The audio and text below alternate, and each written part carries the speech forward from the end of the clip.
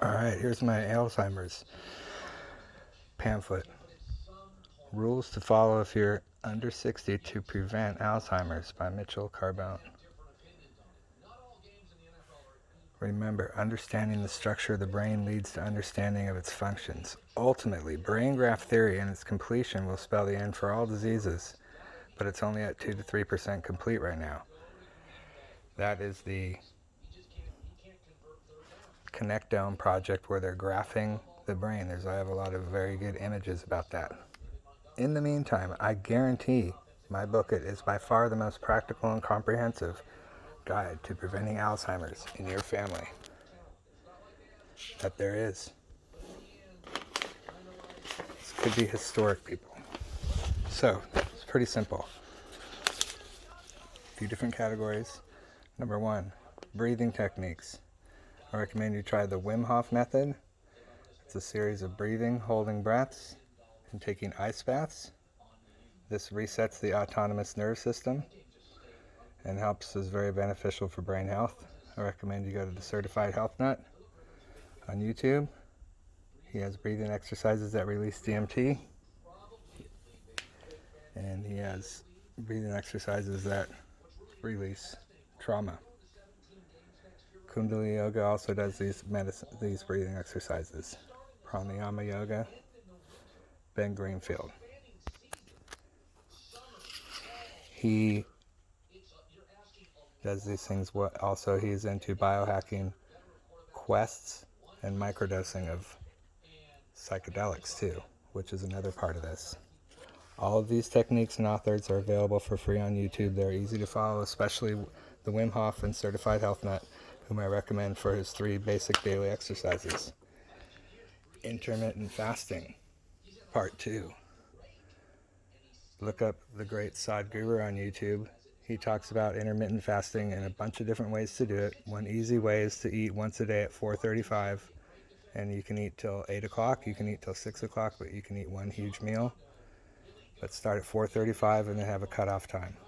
Ben Greenfield, he talks about it. You can look him up on YouTube. He's got some really good, he talks about even eating once every 3 days like a lion or a tiger and eating a big thing of meat.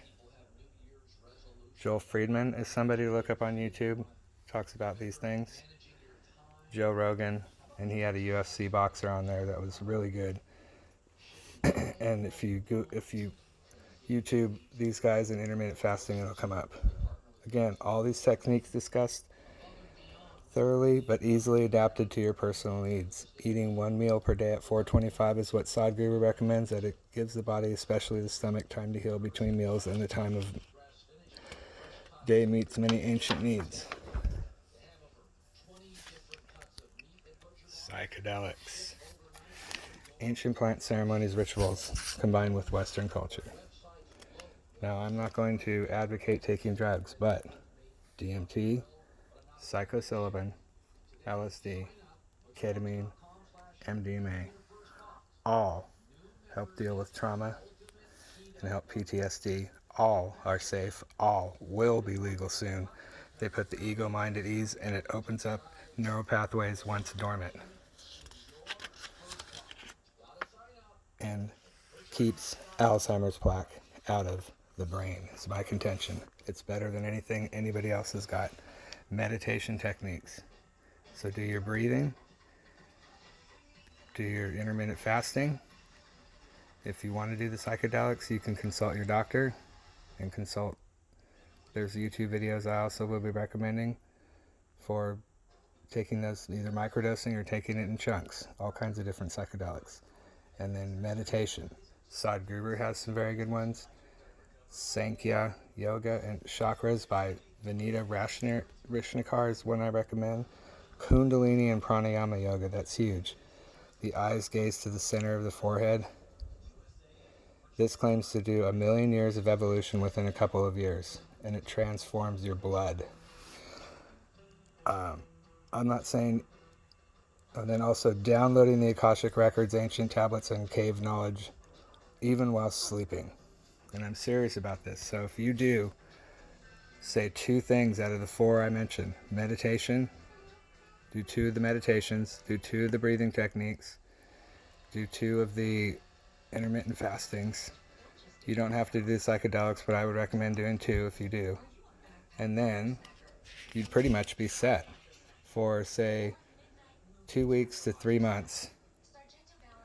And you tell me how your brain feels, because you will feel great. Then I have a bunch of funky things that I would do when I open my center, and things to consider, things to read, things that link with it. Keep an open mind. That's number 1. It will link our ancient brain or higher brain with our earlier brain, with our earth brain. Okay? That's what it'll do. People who've had near-death experience stories, there's a lot of books on this stuff. They're the same experiences people have on psychedelics. It's really trippy. Reincarnation, the science and stories. Dolores Cannon's book of channeling questions. She hypnotizes people and asks them questions under deep channeling through past life regressions, and they answer questions with incredible knowledge. The Starseed story, where it talks about we made ancient contracts to be here on this earth, and that we basically wrote our own story. These are stories to consider because they can, if we are trying to retain our memory, we kind of want to know what we may have gone through and what we may be going through or have gone through in the past, just in case. You have to consider it and keep an open mind. AI and deep learning, okay? And AI and deep learning will be, well, I'll get to that, but things that might be able to solve it that I can't solve. Ancient tablets and runes. Have a story, have a plan, and link it to your higher self being, family quest, national quest, whatever, or your inner animal. That is up to you. So have a story, a plan, and link it to your higher self being, family quest, national quest, whatever story, or your inner animal. Okay. This talks about consulting your doctor and all the things that but it also promotes what the good stuff about psychedelics. Research has confirmed they are not only safe but effective with treating disorders such as PTSD, bipolar, schizophrenia, with doses and routines tailored to a person's needs. In fact, only 2% of hospitalizations were due to psychedelics last year in the United States of America, while the majority were from PCP. I do not recommend PCP at all. Ketamine, mushrooms, and MDMA are either legal or will be in a few years because they are literally being fast-tracked by the FDA right now. Okay? So the reason I think what I'm doing is so relevant right now is because they're semi-legal and they will be used for Alzheimer's research, and clinics that do it should be doing the other stuff I'm doing too. The government is definitely joining into the psychedelic revolution. I personally feel they can or may play an important role in overall brain health and possibly preventing Alzheimer's.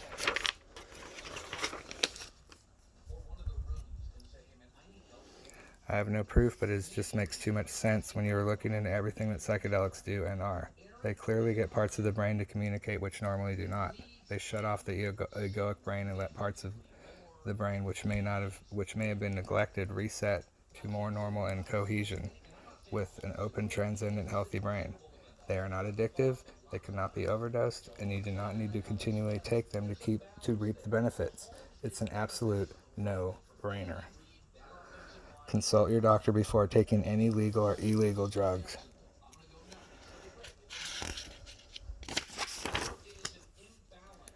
The shapes of things.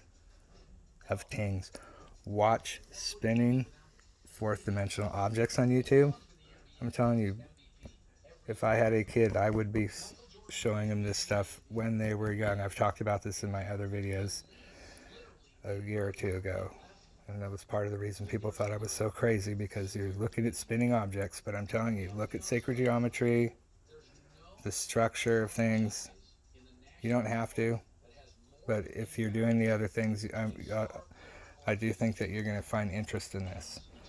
Coffee with nicotine toothpicks. These are just some hacks. Copper water jug or vase. Coffee with nicotine toothpicks. Ancient death rituals. Honoring the dead. Tibetan Book of the Dead. This tape, if you listen to this before you go to bed, you may just start seeing these colors and shapes like I did.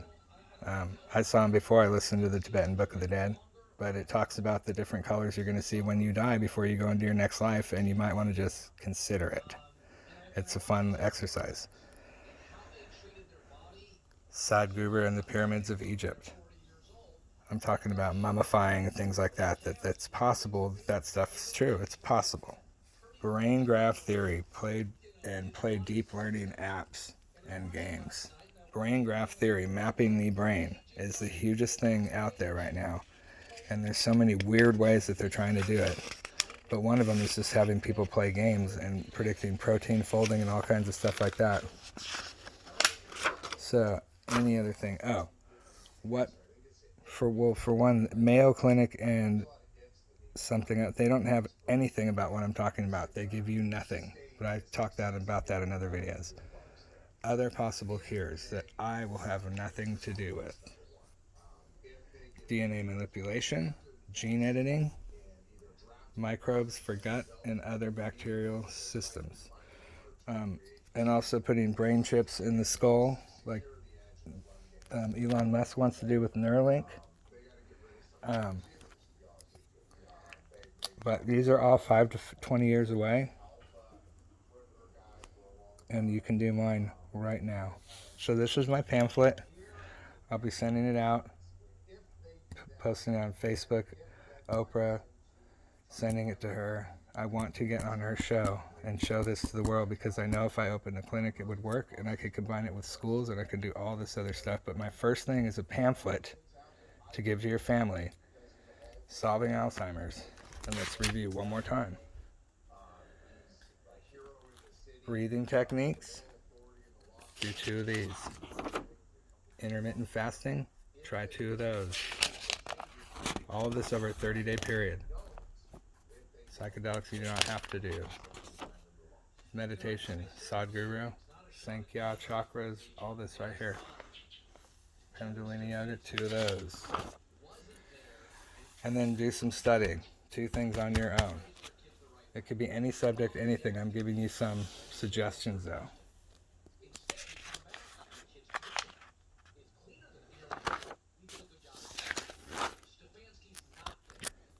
That'll be it. How does the guy look? I could be the one that solves it.